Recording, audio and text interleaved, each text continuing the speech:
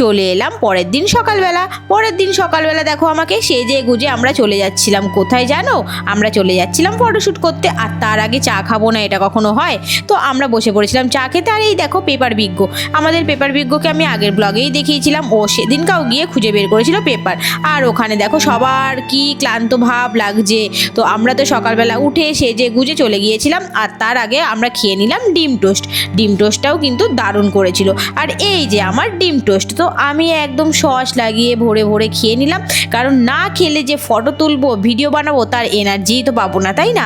তো তারপরে আমরা চলে গিয়েছিলাম আইসক্রিম খেতে। তো প্রথমে ডিম টোস্ট খেলাম, দেন আমরা আইসক্রিম খেলাম, মানে এটা কুলফি ছিল। তারপরে আমরা চলে গিয়েছিলাম ফটোশ্যুট করতে। এই দেখো, কিন্তু জানো আমরা একটু বিচে নামতে পারিনি, কারণ সেখানে শুধু জল আর জল ছিল। সকালবেলা জোয়ার চলে এসেছিলো, কিছু করার নেই, আমরা সেখান থেকেই ফটোশ্যুট করলাম। দেন তারপরে আমার আর কোনো ক্লিপ নেই, সরি গাইজ। আমি চলে এসেছিলাম তারপরের দিনের ব্লগ নিয়ে। এই দেখো এটা হচ্ছে তারপরের দিনের ভিডিও। তো আমি গেছিলাম, গিয়ে দেখছি ও বাবা কত গরু বসে আছে। ফটাফট একটা বিস্কুটের প্যাকেট কিনলাম আর ওদেরকে খাওয়াতে চলে গেলাম, কারণ এই জিনিসটা হচ্ছে আমার খুবই ভালো লাগে। যেখানে গরু কুকুর দেখবো সেখানে আমি বিস্কুটের প্যাকেট নিয়ে চলে যাব ওদেরকে খাওয়াতে। আমরা তো টুকটাক খাই, ওদেরকে যদি না খেতে দিই সেটা যেন আমার একটু খারাপ লাগে।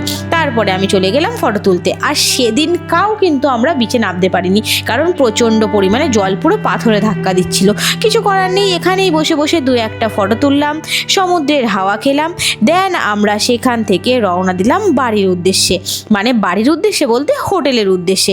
হোটেল থেকে রেডি হয়ে তারপরে দেন আমরা বাড়ি যাব। তো এখানে কিন্তু দুদিনের মিক্স করা ক্লিপ ছিল। আজকের ভিডিওটা এইটুকুনি। এই হচ্ছে আমার বাড়ি যাওয়ার লুক। কেমন লাগলো অবশ্যই জানিও।